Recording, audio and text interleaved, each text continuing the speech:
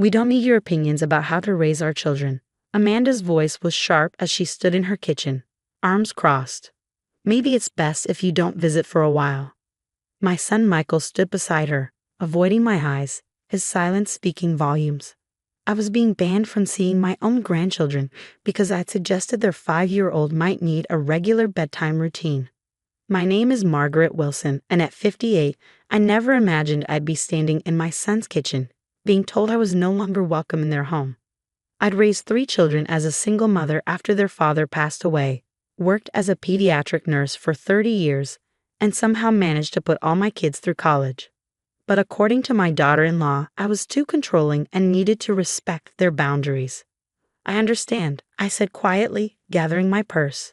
I'll show myself out. As I walked to my car, I could hear my grandchildren, Emma and Jack, playing in the backyard, their laughter making my heart ache.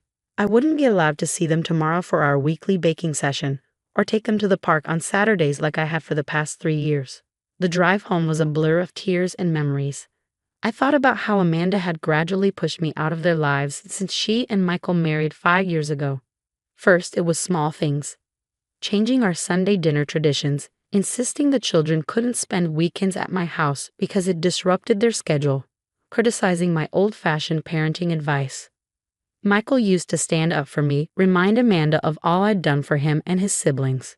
But lately he'd grown distant, letting her make all the decisions. I wondered if he remembered the nights I'd worked double shifts to afford his soccer camps, or how I'd helped him through college applications while battling my own grief over his father's death. That evening, as I sat in my empty house, the house I paid off through years of careful saving, my phone buzzed with a text from my daughter Kate. "Mom, I heard what happened. I'm coming over."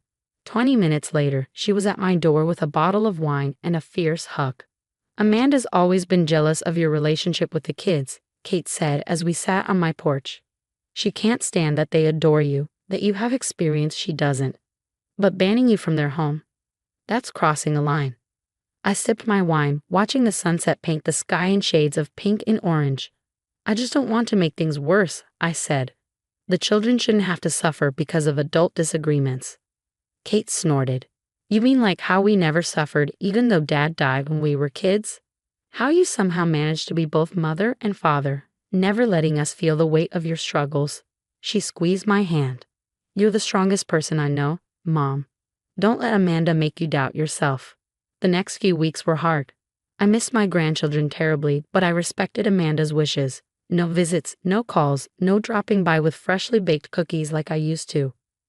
I threw myself into volunteer work at the local hospital, started taking art classes, and focused on building a life that didn't revolve around my son's family. Then came the call that changed everything. "Mom?" Michael's voice was strained. "Can we talk?" I sat down, bracing myself. "Of course, honey. What's wrong?" He stumbled over his words. "Amanda lost her job. The company downsized, and well, we've been struggling. We thought we could manage, but..." My heart clenched. I'd seen this coming.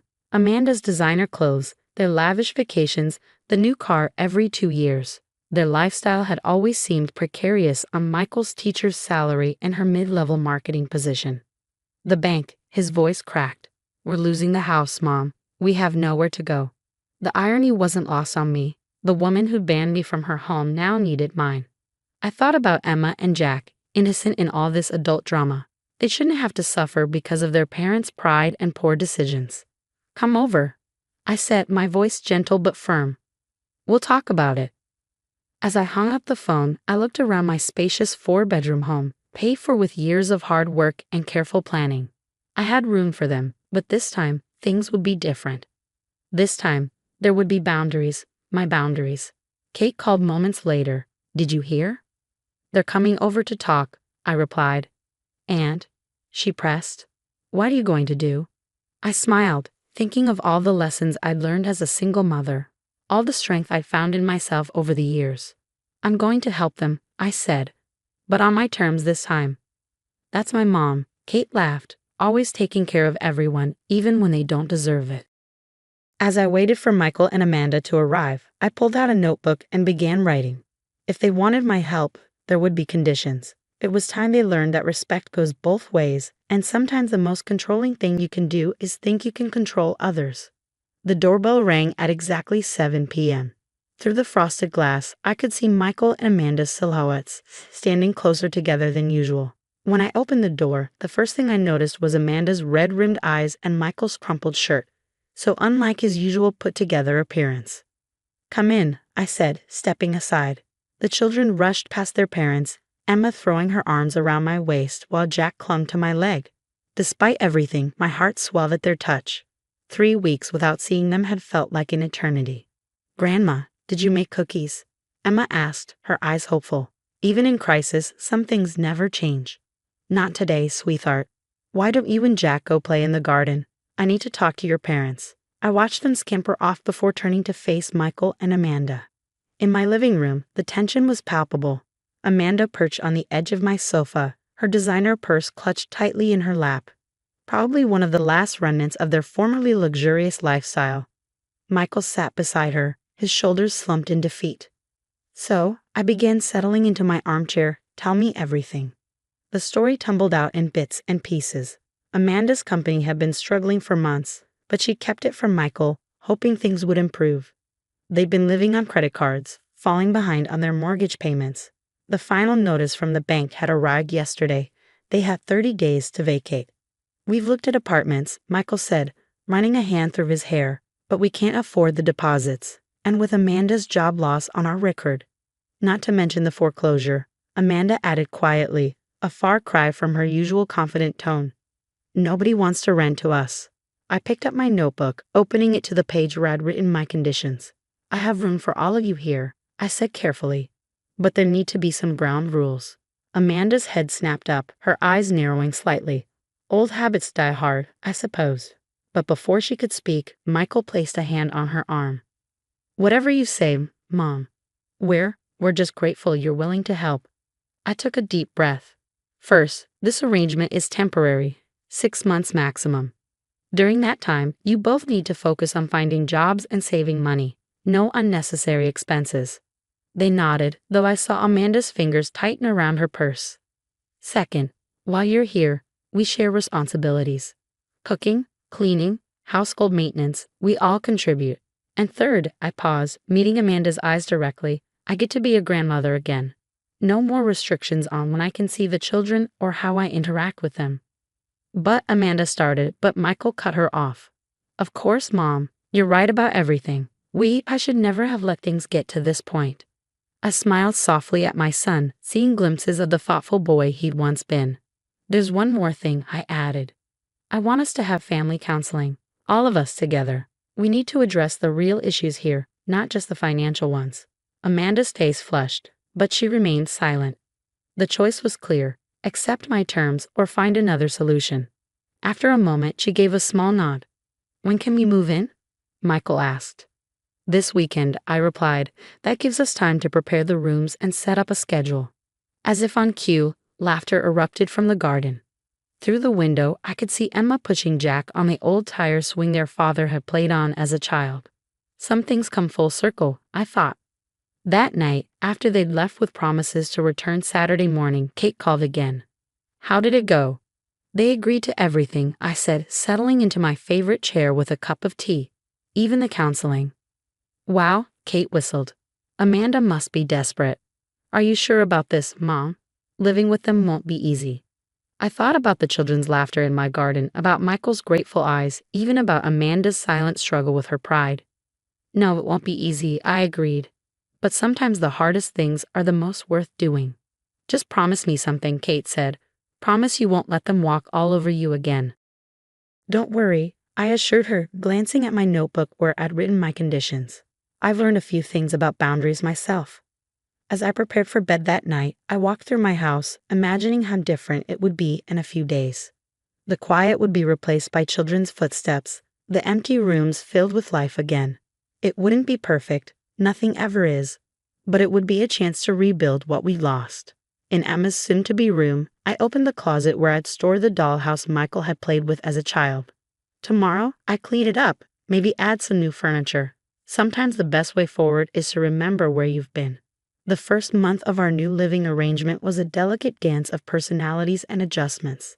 Emma and Jack settled in easily, filling the house with the kind of chaos I'd missed since my own children grew up. Amanda, however, struggled with the loss of her independence, often retreating to her room when she wasn't job hunting. Our first family counseling session was tense. The therapist, Dr. Martinez, asked each of us to share our feelings about the situation. When it was Amanda's turn, she broke down. "I feel like a failure," she admitted, tears streaming down her face. "I was so determined to prove I could do everything perfectly, be the perfect mother, have the perfect career. Now I'm living in my mother-in-law's house, the same woman She trailed off, unable to finish. "The same woman you banned from your home," I supplied gently. "Amanda, perfection is a burden none of us can carry. I learned that raising 3 children alone." Michael reached for her hand, and for the first time, I saw real vulnerability in my daughter-in-law's eyes. "How did you do it?" she asked me. "How did you manage everything alone?" "I didn't," I replied simply. "I accepted help when I needed it, and I learned that strength isn't about doing everything yourself. It's about knowing when to lean on others." That conversation marked a turning point. Slowly, Amanda began to open up. She joined me in the kitchen one evening as I prepared dinner, hesitantly asking about a recipe the children had mentioned loving. It became our thing. Cooking together, sharing stories. I learned about her own mother's absence in her life, how she'd always felt she had to prove herself. Michael found a better paying teaching position at a private school, and Amanda started freelancing from home, building a small but steady client base. They were saving money, following my conditions diligently, but more importantly, they were learning to be part of a family again. One Saturday morning, about 3 months into our arrangement, I came downstairs to find Amanda going through old photo albums with the children. "Mom, look," Emma exclaimed. "Daddy was little like Jack in these pictures." Amanda looked up, her expression soft. "These albums are amazing, Margaret. You documented everything." I sat beside them, pointing out pictures of Michael's first soccer game, his high school graduation, the day Emma was born. "Life moves so fast," I said. "Sometimes pictures are all we have to remind us where we've been." "I was so wrong," Amanda whispered, her fingers tracing a photo of Michael as a toddler. "I was so focused on creating the perfect life that I couldn't see the perfect moments we'd already had." That evening, after the children were in bed, Amanda asked to speak with me privately. We sat on the porch, the same spot where Kate had comforted me months ago. "I owe you an apology," she began, "not just for banning you from our home, but for everything. I was insecure and controlling, and I took it out on you. The irony is, you're exactly the kind of mother I always wish I had." I reached for her hand, squeezing it gently. "We can't change the past, Amanda, but we can build a better future." 2 months later, Michael and Amanda found a small house within their budget, just a few blocks away. When they told me they were ready to move out, it was with gratitude rather than relief. "We'll still have Sunday dinners here," Michael insisted, "and the kids want to keep their weekly baking sessions with Grandma." Amanda nodded, adding, "If that's okay with you, Mom." The word caught us both by surprise. She'd never called me that before. Tears welled in my eyes as I pulled her into a hug. On moving day, as we carried boxes to their new home, Kate arrived to help. She pulled me aside, watching Amanda organize the kitchen while Michael and the kids set up their rooms. "I can't believe the change in them," she marveled. "Especially Amanda. What's your secret?" I smiled, thinking of all the late-night conversations, the shared meals, the tears and laughter of the past 6 months.